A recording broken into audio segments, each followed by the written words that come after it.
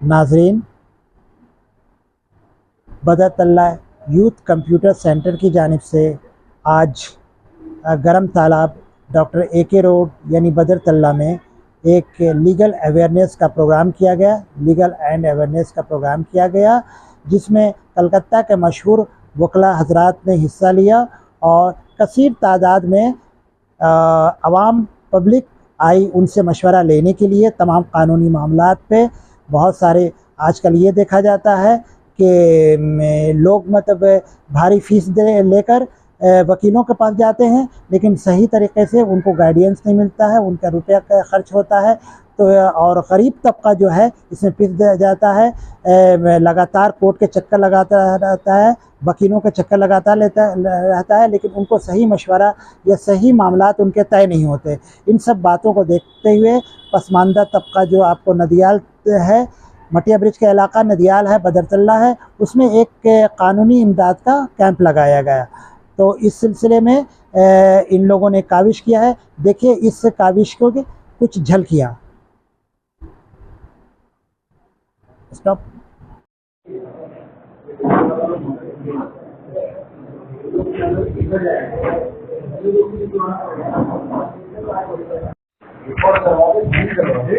ताकि वहाँ पे उसका एक्सपोजर मिल जाएगा। लेकिन ट्रायल ठीक तरीके से होना बहुत जरूरी है। केस का ट्रायल अगर ठीक तरीके से नहीं हुआ तो दिक्कत होगा। ट्रायल में ही मेन है, उसी को लेके हर आपका हाई कोर्ट बोलो, सुप्रीम कोर्ट बोलो, वहां पे सब आर्गूमेंट चलता रहेगा। लेकिन ट्रायल में आपको रिकॉर्ड करवाना पड़ेगा कि नहीं ये ऐसे आपका बजट में इन्वॉल्व नहीं था। Advocate Anam Parmania है।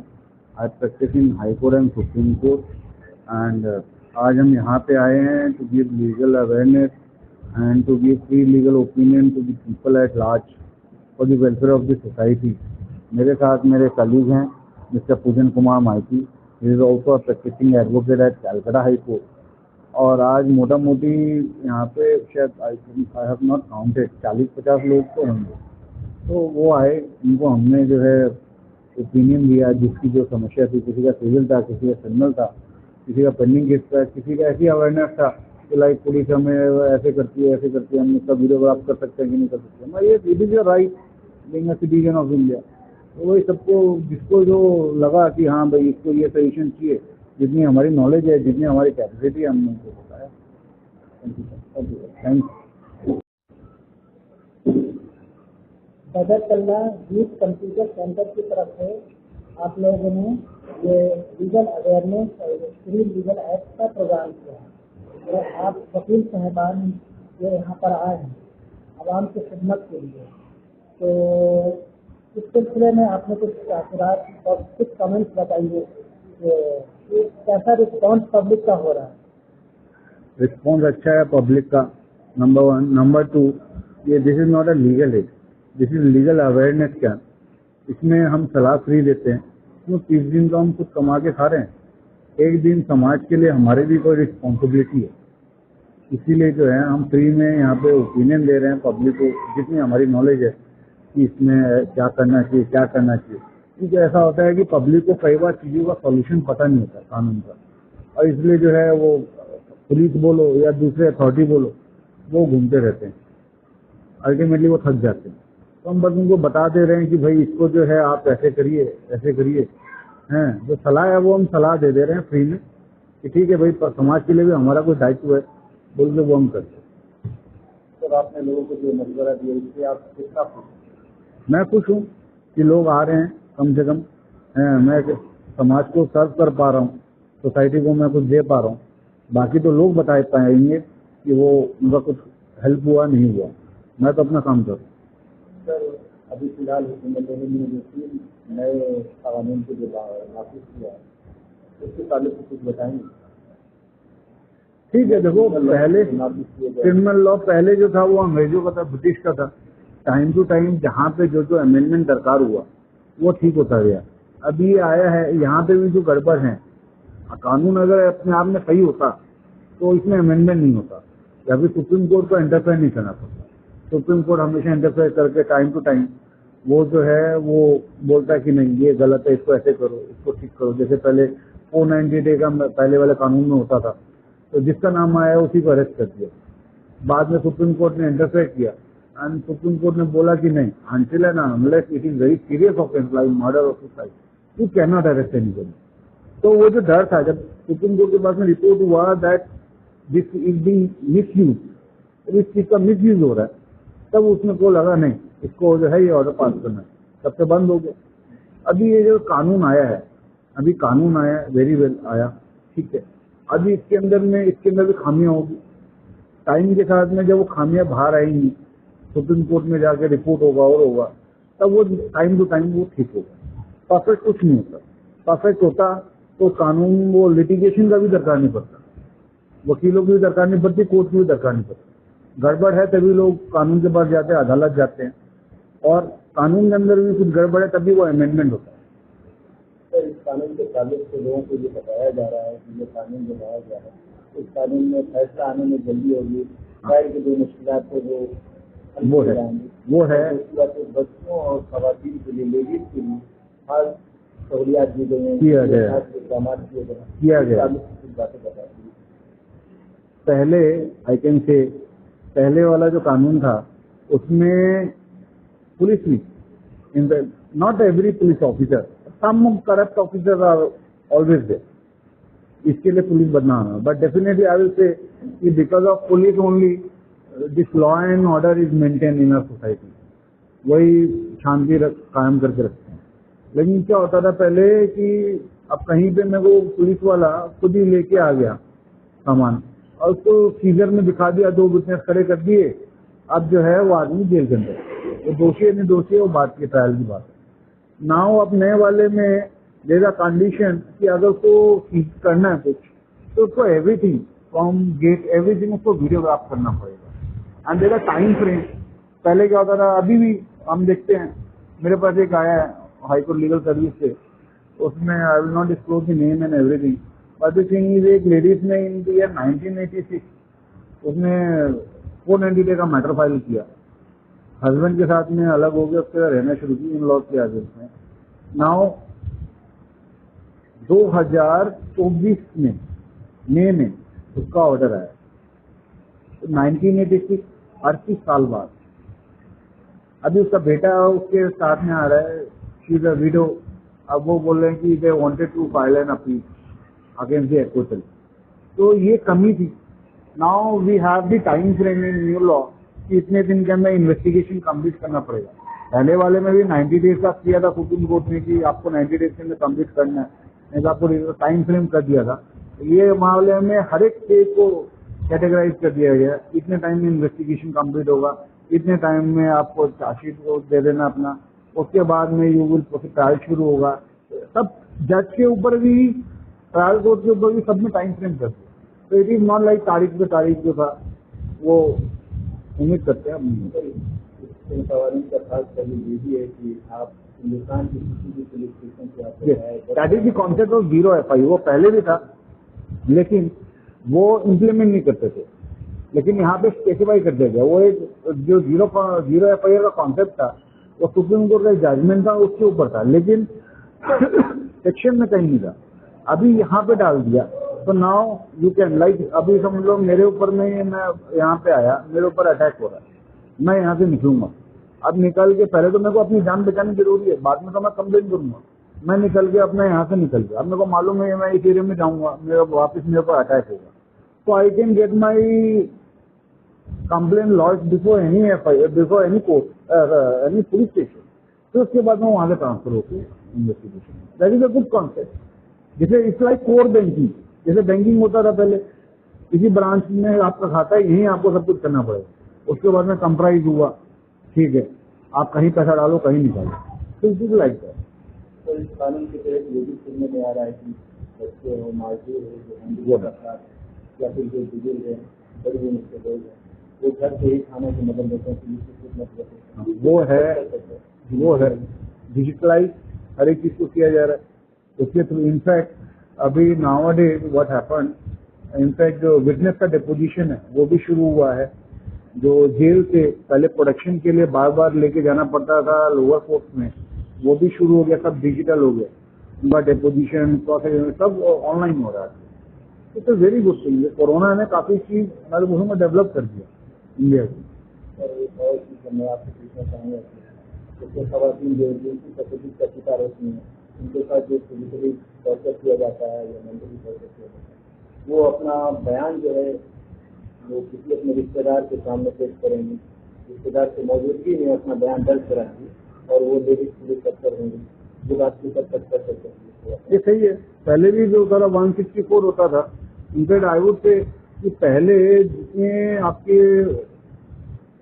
लाइक रेप होते थे एक्चुअली रिपोर्टेड बहुत कम होते थे, क्योंकि जो है वो शर्म लाज लज्जा उसके चक्कर में जो है ये रेपुटेशन खराब होगा, लड़कियां बोलती नहीं, इनको आगे आना पड़ेगा। रिश्तेदार या करीबी लोग को सामने रखकर बयान दर्ज कराने के पीछे क्या मकसद है? कॉन्फिडेंस, उसका कॉन्फिडेंस रहेगा, कोई उसका इंडिपेंडेंसी को लेके कोई क्वेश्चन नहीं हो। जैसे पुलिस के आगे अगर आप कोई स्टेटमेंट दो, उसका evidential value is like magistrate के सामने आप दोगे, it is having evidential value. अब लाइक आप you are giving a deposition in presence of your witness, in presence of your not witness that relative हैं, अगर आपके जिनको like you are not into any kind of pressure, that is the concept. उसका evidential value अच्छा होगा। She would be able to explain herself in a good manner. बहुत शुक्रिया sir. एक बात और, ये तो तमाम हो गई पॉजिटिव कानून की बात है, अमेंडमेंट की, लेकिन सबसे ज्यादा जो निगेटिव जो है वो ये बात है कि पहले क्रिमिनल केसेज में जो देखा जाता था या किसी को भी पुलिस उठा के ले जाती थी और अन्य पुलिस कस्टडी दे रही थी, छुट्टी दे रही थी, 2 दिन 3 दिन, बहुत ज्यादा हुआ दोबारा हुआ 7 दिन के लिए या फिर 14 दिन के लिए, 14 डेज के लिए। लेकिन अभी पुलिस को अख्तियार दिया गया है, पावर दिया गया है कि 90 दिन तक पुलिस कस्टडी होगा। ये नेगेटिव पॉइंट है। तो ये सबसे ज्यादा इससे सफर करेंगे गरीब लोग, खासकर माइनॉरिटी जो मेजर माइनॉरिटी है या सेकंड मेजोरिटी मुस्लिम है, मेजोरिटी है। और आजकल जो हिंदुस्तान के हालात चल रहे हैं उसके हिसाब से ये 90 डेज का कहाँ तक सही है आपका police custody? You are always having right, आपके पास हमेशा राइट है मजिस्ट्रेट के पास अप्रोच करने का। आप जब मजिस्ट्रेट के पास जाओगे, ये that 90 days is the limit, maximum limit. उसको that can be extended but depends upon the case. वो केस क्या है? अगर केस में जर्ज नहीं है, केस वैसा अगर रिलेवेंसी नहीं है, कुछ एविडेंस भी नहीं हुए थे, तो उसको क्यों रखा जाएगा? आप मजिस्ट्रेट के सामने यू आर हैविंग लिबर्टी। जब आपको वहाँ पे पेश किया जाएगा, आपका वकील बोलेगा बेल के लिए आप प्रेयर करोगे, बेल इज अ राइट, आप बेल के लिए प्रेयर करोगे, तब आप ये बोलोगे दैट इज नॉट रिक्वायर्ड, ये जरूरत नहीं है उसकी।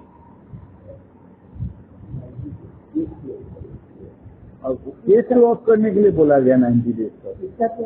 ज्यादातर अगर भाई जो मैंने पहले बोला, अगर इसका आपको लगता है मिसयूज हो रहा है, मजिस्ट्रेट के पास पावर है, वो हमेशा उसको बोलेगा कि नहीं ये जरूरत नहीं है, इसको रिमांड नहीं करना, मैं बिल देता हूँ, अब तो कुछ छोड़ना पड़ेगा। अगर उसका राइट है तो उसका इतना इन्वॉल्वमेंट नहीं है। और आपका अगर ये जो पहले मैंने बताया, अगर कहीं पे कुछ गड़बड़ है तो कानून तो अपने आप का अमेंड करता है, not particularly to this 90 days. कुछ और भी चीजें हैं वो अमेंड होगी from time to time.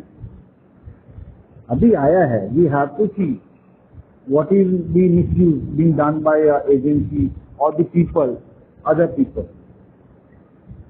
Sir लेकिन पहले ये मैक्सिमम ड्यूरेशन का 14 डेज, अभी अगर पुलिस उठा के ले जाती है सर वो पुलिस कस्टडी दे देती है 30 डेज के लिए, तो 30 डेज के लिए देते हैं, बंदा वो तो मतलब पड़ गया, फिर दोबारा जब उसको कोर्ट में प्रोड्यूस किया जाएगा तो फिर 30 डेज या 60 डेज का मिल गया तो 90 डेज को बेल इज अ राइट। आपको अरेस्ट हुआ है, आप रात को रात जाके यू कैन मेंशन इट, आप उसको बेल आप अप्लाई करोगे और उसका अगर इन्वॉल्वमेंट नहीं है, अब किसी का पिक पॉकेट हुआ, उसमें पुलिस ने उठा लिया, मजिस्ट्रेट बोलेगा एविडेंस तो दिखाओ। पुलिस को कोई एविडेंस तो दिखाना पड़ेगा उसको डिस्टेंड करने के लिए कि for the investigation purpose we have to डिस्टेंड this person for getting the information. अगर उसके पास कोई इंफॉर्मेशन वैसा है ही नहीं, if it is a case of bomb blast, I agree, it might be required, so the police will ask for the police custody. But it is not, its case is not like that. So why police will ask and why the magistrate will give it? And you always have right to appeal. अगर magistrate दे ही देता है, आप appeal करो उसके against में. You can appear, you can file your case before the higher forum.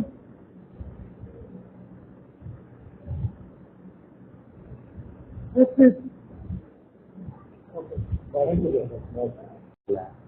बदर तल्ला youth computer के तहत आप लोगों ने लीगल अवेयरनेस का जो ये प्रोग्राम किया है, तो इस सिलसिले में हम लोगों को, अपने व्यूअर्स को, नाज़रीन को जरा आप लोग ये अपने मतलब बात बताइए कि ये जो है बदर तल्ला यूथ कंप्यूटर, कहने को तो ये कंप्यूटर सेंटर है, लेकिन किस तरीके से कानूनी इमदाद का, लीगल अवेयरनेस का जो आप लोगों ने प्रोग्राम किया है, इसके पीछे क्या आप लोगों का मकसद है, क्या गोल है, क्या एम है?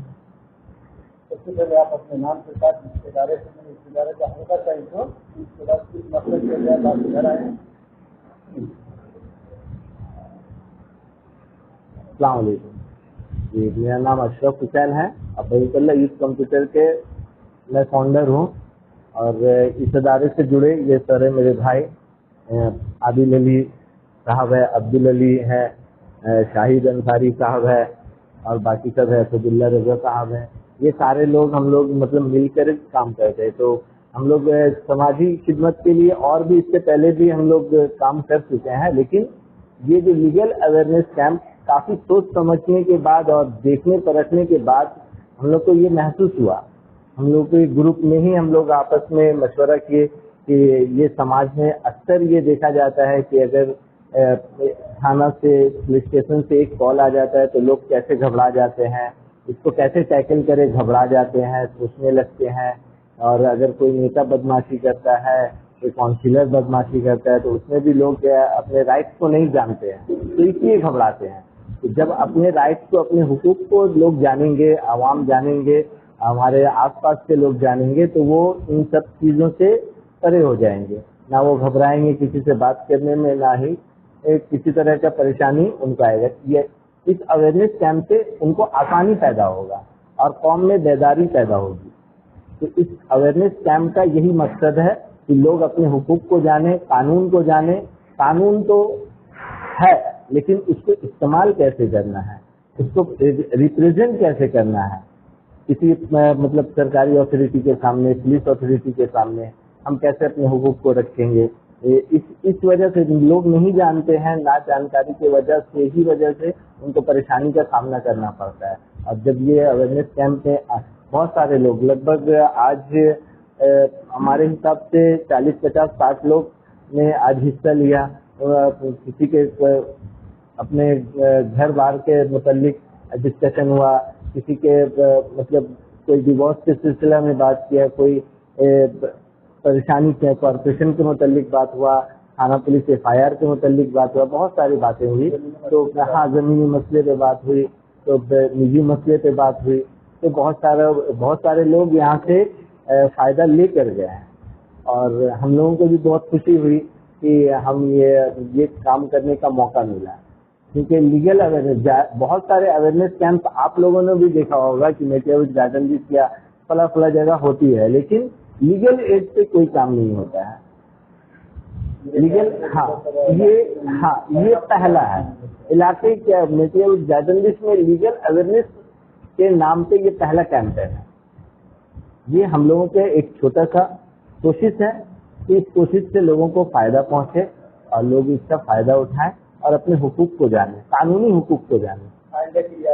आइंदे के लिए क्या है कि ये हम लोगों का कोशिश रहेगा कि ये नेक्स्ट मंथ, मतलब हर महीने के दूसरे इतवार को ये प्रोग्राम होगा और इसको कंटिन्यू रखने का हम लोग पूरा कोशिश करेंगे। और इससे हम लोग इससे 2-4 कैंप के बाद इस अवेयरनेस कैंप को और वाइड करेंगे, हम लोग इसको फैलाने की कोशिश करेंगे। जैसे आज जैसे यहाँ बदर तल्ला में हुआ है, तो हम लोग इसको किसी और एरिया में करेंगे। ऐसे एरिया वाइज हम लोग करके कोशिश करेंगे कि ताकि ये सारा इसको फैला सके।